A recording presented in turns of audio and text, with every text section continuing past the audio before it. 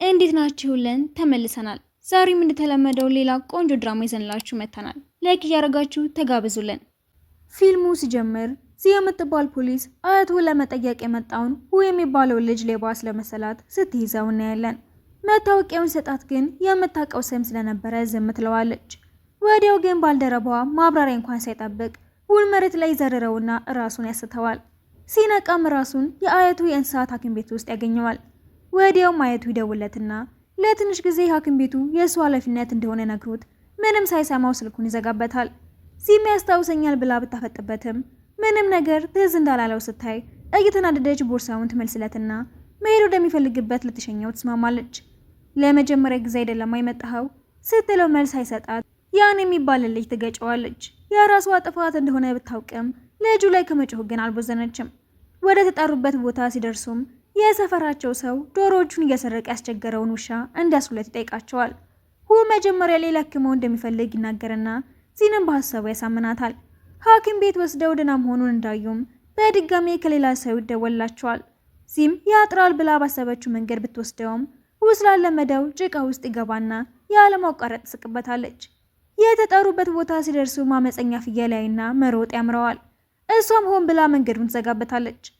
አማራጭ ስላልነበረውም ሕክምናውን ይጀምራል።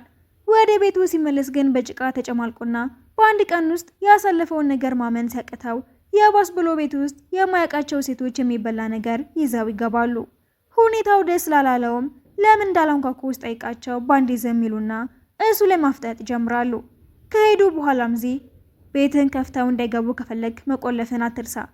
የከተማ እንስሳት ሐኪም ተብሎ የመጣው ግን አንድ ፍየል እንኳን ሳይዝ ሰዓታት ስላለፉ ተስፋ ቆርጦ ወደ ቤቱ ሲመለስ የሆነ ትንሽ ልጅ በሩን ከፍቶት ሲገባ ያየውና ይቆጣዋል። ልጁም እንደዚህ አይነት ነገር ከዚህ በፊት ገጥሞት ስለማያውቅ ፊቱን ይጥለዋል። ሲም ልጁን ይዛው ትወጣለች። ወደ ክሊኒኩ ሲመለስም አሳሞቹን ክትባት መውጋት እንዳለበት ይነገረዋል። ሲሄን ስትሰማ እሱን ለማግኘት ሰበብ ስትፈልግ አለቃዋና ባልደረባዋ በሁኔታዋ ግራ ይገባሉ። ከዛን ቀን በፊት ግን ይህንን ያህል ብዙ አሳሞችን አይቶ ስለማያውቅ አፉን ከፍቶት ይቀራል። ዚህ ቦታው ላይ ስትደርስም ምን ነው እንዴት ክትባት መስጠት እንዳለብህ ጠፋብህ እንዴ? ለምንድነው ግን ሁሌም የምታሹፍብኝ? እኔን የመሰለ ሰው ብር አበድረሽው ክዶሻል እንዴ? በትክክል ያበደርኩት ሰው መካር ብቻ ሳይሆን ከነመፈጠሬ ረስቶኛል ትለውና የተጋገዙ ክትባቱን ይሰጣሉ። ሲጨርሱም በሳይክል ይመለሳሉ። የያን ካፌ ጋር ስትወስደውም ያን ማን እንደሆነ ከናደጋው ያስታውሰዋል። ቡናውን በጣም ስለወደደው እያሞገሰ ነርሷንም ስለ ያን ስጠይቃት በሁሉም ነገር የተካነና ደግ ሰው እንደሆነ ትነግረዋለች። ዚስ ለምንድነው ሁሉም ቦታ የማገኛት? እሷን ፈገግ ትልና በእርግጥ ፖሊስ ናት፣ ግን ምንም አይነት አደጋ ሲያጋጥመን የማይመለከታት ራሱ ቢሆን ትደርስልናለች። የሰማውን እያሰበ ፍየሎቹን ለመያዝ ወደ መሞከሩ ይመለሳል። ዚም በሰፈሩ ውስጥ የአስቸጋሪ ሌባ በድጋሜ የአንዷን አሮጊት ቦርሳ ሰርቆም ያመልጣል። ትንሹ ልጅም ቤት እንደገባ ይነግራትና ቀስ ብላ በሩ ልትከፍተው ስትል ይደርሳል። ሌባ እንዳለ ሲያውቅም ቀስ እያለ ተከትሏት ይገባል። ሌባው ልትይዘው ስትሞክርም ገፍትሮ ይጥላታል። ይረዳትና ፖሊሶቹ ደርሰው ይዙታል። እሷም ጓደኛው እንደነበረች እንደማያስታውስ ስታይም ትናደድበትና ያን ጋር ሄዳ እኔ ስለሱ ምንም የረሳሁት ነገር የለም፣ ለሱ ግን ቀልድ ነበረ ማለት ነው። ለእኔ ግን ካወኩሽ ጀምሮ ያሳለፍናቸው ነገሮች ቀልድ አልነበሩም፣ እንደዛ እንዳታስቢ። በነጋቷ መሆን ስታየው ዝም ብላ ታልፈዋለች። ትንሹ ልጅም ተጣልተው እንደሆነ ያስጠይቃት አይ አልተጣላንም፣ በቅርቡ ተመልሶ መሄዱ ስለማይቀር በየቦታው እየተገኘን ልናስቸግረው አይገባም ብዬ አስቤ ነው። ወደ ተጣራበት ቤት እያለከለከ ሲደርስም የፖሊስ መኪና ያይና ዚ ያለች ቢመስለውም ባልደረባዋን ያገኘውና እንደሌለች ነግረዋል።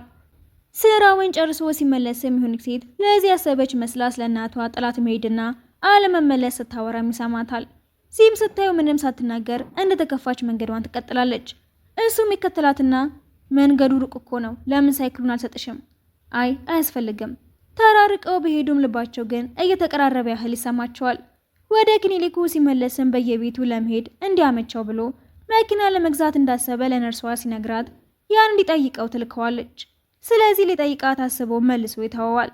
ያንን ለማናገር ሲሄድ ግን በድጋሜ ዚን ያገኛትና ፍራፍሬዎቹን ከነብሳት ለመጠበቅ ያንን ለማገዝ እንደመጣች ይደርስበታል።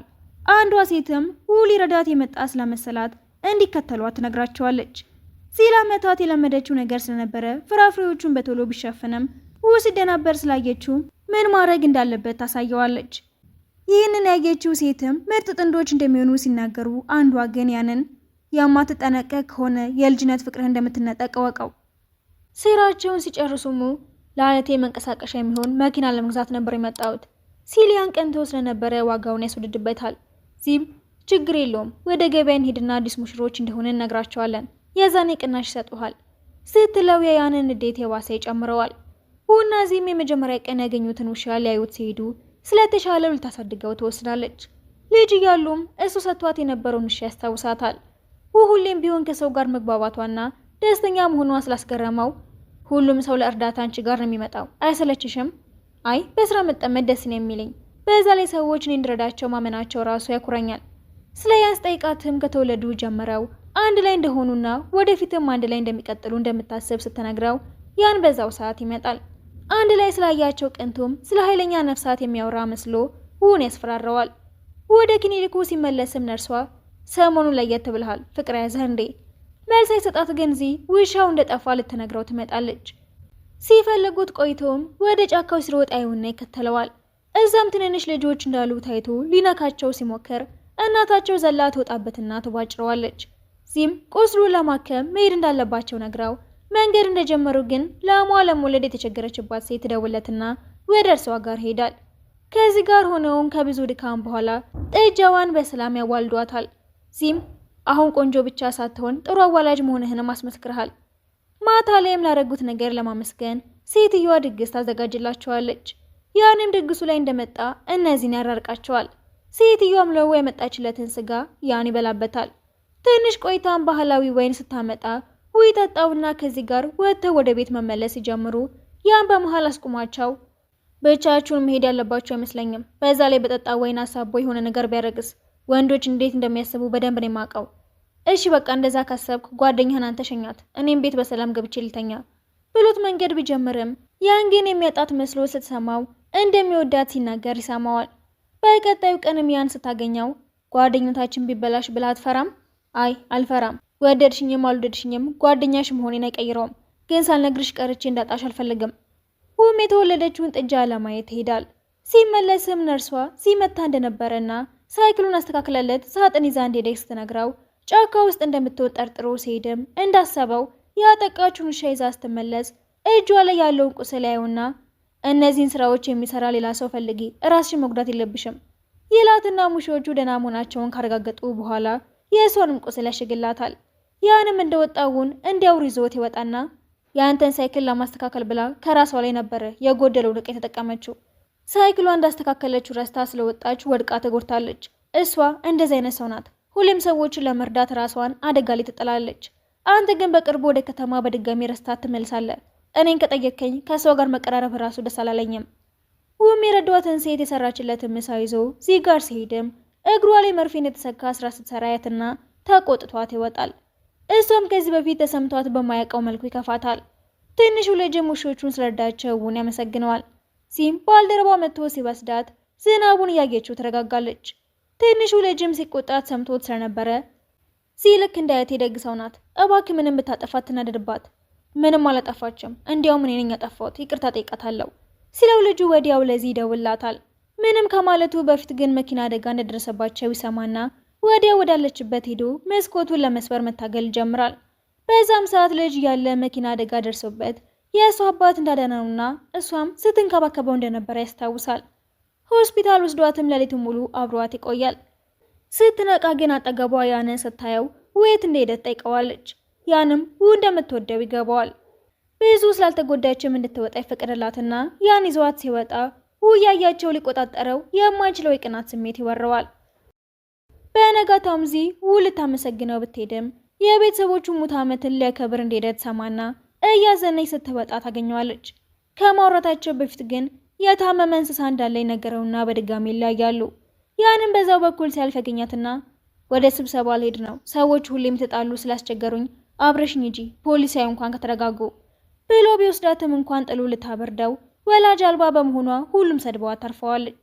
በጣም አዝና ስለነበረም እንዳይከተላት ነግራው ብቻዋን ትወጣለች።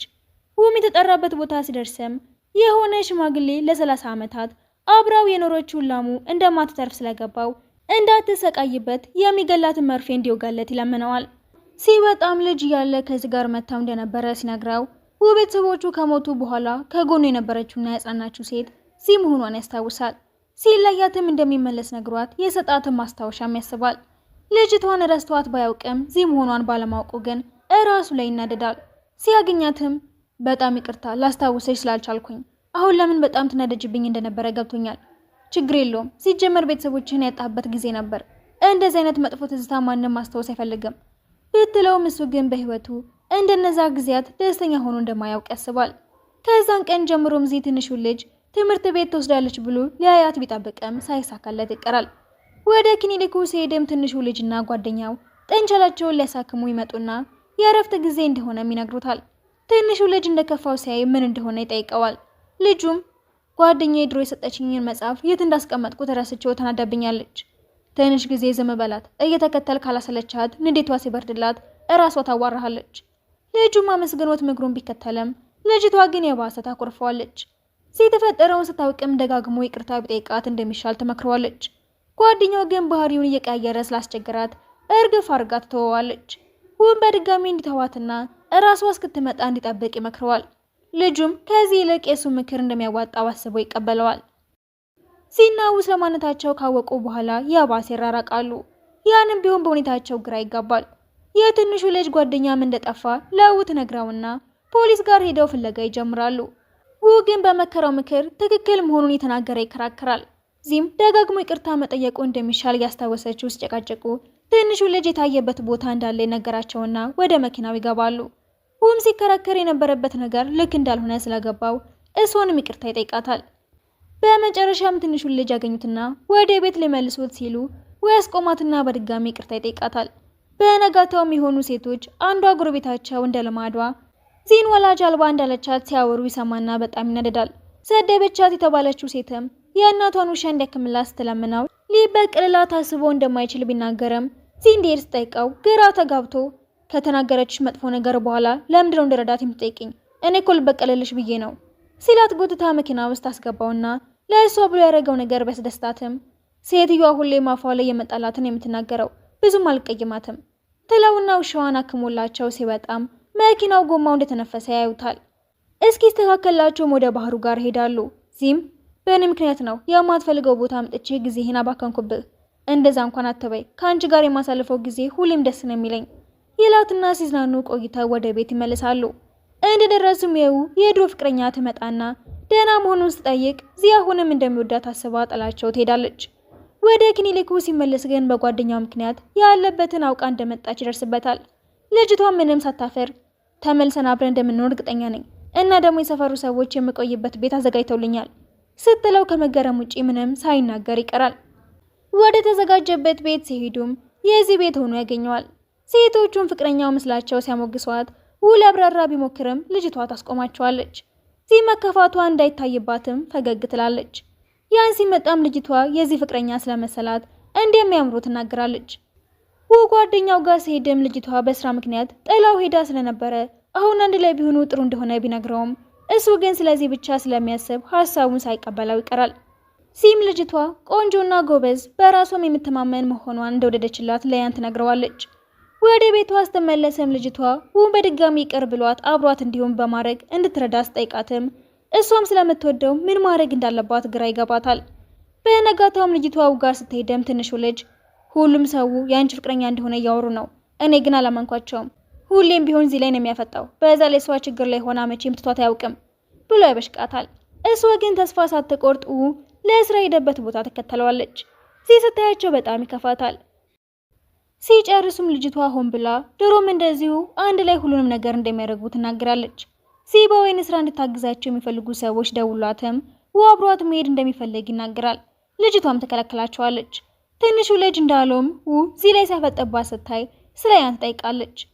ሁሉም ሰው የወደው እንደነበረና አብሮ አደጓ እንደሆነ ስትናገር ልጅ ያለሽ ከወደድሽውማ አሁንም እኮ አንድ ላይ የመቀጠል ተስፋላችሁ ማለት ነው ስትሉ ንዴቱን መቆጣጠር ያቅተውና እንደዛ ከሆነማ ከኔ ጋር ብትሆን ይሻላል፣ ልጅ ያለን በጣም እንወደድ ነበር ሲላት ልጅቷ ልጅ ያሉ እንደሚተዋወቁ ስታውቅም ስለዚህ እንደ እህትህ ነው የምታያት ማለት ነው፣ ለዛ ነው ዝም ብለህ የምታፈጥባት ትልና ተነስታ ትሄዳለች። ሲሆን ብላ ላለመናገር እየሞከረች እንደሆነ ሲያይ ምክትላትና የያንን ጥያቄ ተቀበልሽው እንዴ እሱን ተወና ልጅቷ በጣም ብልጥና ጎበዝ ናት። ከሷ ጋር ብትሆን የተሻለ ነው የሚሆነው። አይመስልህም? አይመስለኝም። የእሷን የኔ ነገር አብቅቶለታል። ደረቅ ስለሆነች ራሷ ተስፋ ቆርጣ እስክትተወኝ እየጠበቅኩ ነው። የአንቺ ንገሪኝ፣ ከያን ጋር ለመሆን ወሰንሽ? አብረሹ ስላደግሽ ብቻ ትወጂዋለሽ ማለት አይደለም እኮ። አዎ ከእሱ ጋር መሆኑን ሁሌም የለመድኩት ነገር ነው። ከአንተ ጋር ሰውን ግን ልቤ በጣም ይመታል። እሱን እኮ ነው ፍቅር ብለን የምንጠራው። ወዲያው ግን ሴቶቹ ሰጠሯቸው ለመለየት ይገደዳሉ። ማታ ላይ ያን ጋር ሄዳ እንደ ፍቅረኛ እንደማታየው ትነግረውና እንዳታጣው ስለፈራጅ ማልቀስ ትጀምራለች። እሱም ሲጀመር ነግሬሻለሁ እኮ ባትወጂኝም በጓደኝነታችን መሃል ምንም አይገባም፣ ግን የሆነ ቀን ፍቅረኛ ሲይዝ አይተሽኝ እንዳትቀኝ ብቻ ነው ብሎ ይቀልድባትና ያስቃታል። በነጋታሙ ወደ ክሊኒኩ ሲሄድም ልጅቷ እየጠበቀችው ያገኛታል። በግልጽ ሌላ የሚወደው ሰው እንዳለ ይነግራትና እንድትሄድ ያደርጋታል። ወደ ፖሊስ ጣቢያ ሄዶ እዚህ የሚፈልጋትም ያጣታል። ያንን ሊጠይቀው ሲሄድም በሽታ አለብህ እንዴ? ባንክ ላይ ያጠራቀምከው ብርና ከተማ ውስጥ የምትኖርበት ቤት ካለህም ማወቅ እፈልጋለሁ። እስከ ትናንት ድረስ ተቀናቃኝ ነበርክ፣ ዛሬ እንደ ታላቅ ወንድምን የምታዋራኝ? እዚህ መልሷ ነገረችህ እንዴ? እሱን ራሷን ጠይቃት። ከመጣ አይቀር ግን በስራ ብታግዘኝ ጥሩ ነው ይለውና ካርቶኖቹን እያነሳ ከእሷ ጋር ያሳለፈውን ጊዜ ያስባል። ዚህም እንዳየችው ለማምለጥ ብትሞክርም ያስቆማትና እንደሚወዳት ይናገራል። በደንብ አስብበት፣ ምናልባት ትውስታ ይሆናል እንደምትወደኝ አሳሰበህ። አይ እንደዚህ አይደለም፣ ትንሿን ጓደኛዬ ሲሆን ፊት ለፊት የማየትን ዚህን የወደድኳት። እኔ ግን አሁንም ሳይህ ጥሎኝ የሄደውን ልጅ ነው ማስታውሰው ብላው ብትሄድም በውስጧ ግን እንደምትወደው ታውቃለች። ወደ ቤት ስትመለስም ነርሷን ታገኛትና በቅርቡ ወደ ከተማ ሊመለስ እንደሚችል ስትነግራት ይከፋታል። ልጅቷ ከመሄዷ በፊትም ጥያቄዋን ውድቅ እንዳደረገው ስትነግራት ዚህም እንደምትወደውና ስለዋሸቻትም ይቅር እንድትላት ትነግራትና ወደው ጋር መሄድ ትጀምራለች። እንደደረሰችም እንደምትወደው ታሳየውና የሰፈሩ ሰዎች እንዳያዩዋቸውም ወደ ከተማ ለብዙ ሰዓታት እየነዳ ሄዶ አንዲት ምግብ ቤት ተመግበው ይመለሳሉ። ስራ ቦታም ዚህ ባህሪዋ ስለተቀያየረባቸው ባልደረቦቿ ይገረማሉ። የማይረባ ሰበብ እያቀረበ ይዘዋት ይወጣል። ዚህን የምታሸፍባት ሴትም እንድትረዳት የጠየቀቻት ስለ ቤተሰቦቿ ደግማ ስታነሳ እውነትሽን ነው፣ ድሮ በላይ ስለሌለኝ ሰው እንዳይጠላኝ ብዬ ነበር የምታዘዘው። አሁን ግን ሙሉ ዓለም ቢጠላኝ ራሱ ግድ አይሰጠኝም። ቢሆንም ግን ስለማከብርሽ ብቻ ልረዳሽ እችላለሁ ብላት በደስታ እየዘለለች ስትሄድም ሁሉም አፋቸውን ከፍተው ያዩዋታል። ማታ ላይ ማንም እንዳያቸው እየፈሩ ከውጋራት ይበላሉ። ሲመለሱ ያን ብቻውን እንዳይሆን ሊጎበኙት ሲሄዱ ደስ ብሏቸው ስላየ ደስ ይለዋል። ቤት ሲደርሱም ትንሹ ልጅ የሰጣቸውን ከረሜላ እየበሉ ልጅነታቸውን ያስታውሳሉ። በቀጣዩ ቀንም አንድ ላይ ለመዝናናት ቢወስኑም ሁለቱም በስራ ተጠምደው ሲያራዝሙት ይመሻል። እየጠበቃት እያለም ሴቶቹ ይመጡበትና ሰበብ ሊያቀርብ ሲሞክር ዚህ ትመጣለች። ማናቸውንም ሰላም ሳትል ወደ ውስጥ ትገባና በድምጽ ማጉያም ፍቅረኛዋ እንደሆነ ስትናገር ውሾቹን ሳይቀር ታስደነግጣቸዋለች። ሴቶቹ ማውቀውት እንደነበረ እየተናገሩ ያሸፉባታል። እሷም እስካሁን ሲደበቁ በመቆየታቸው ጊዜያቸውን ስላባከኑ ትነደዳለች እና ፍቅረኛ እንዳለው ሁሉም ሰው እንዲያውቅላት ጣቱ ላይ በአበባ ቀለም ታደርግለታለች። ብዙም ሳይቆዩ ወደ ከተማም ይመለሳል። አንዳቸው የሌላቸውን ስራ ላለመረበሽ ብለውም መደወላቸውን ይቀንሳሉ። አንድ ቀን እያዋራት እያለም እጁ እንደተጎዳ ስታይ ስላልነገራት ትናደድበታለች።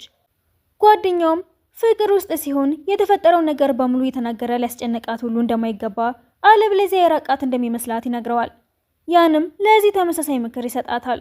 እናም ሄዳ እንድታየው ይነግራትና መኪናውን ታውሳ መንገድ ትጀምራለች። እሷን ለማየት በየጊዜው መመላለስ ይጀምራል። ከቀናት በኋላ ሚያን ውሻዋን ክትባት እንድታሰጣት ወደ ክሊኒክ እንድትሄድ ይነግራታል።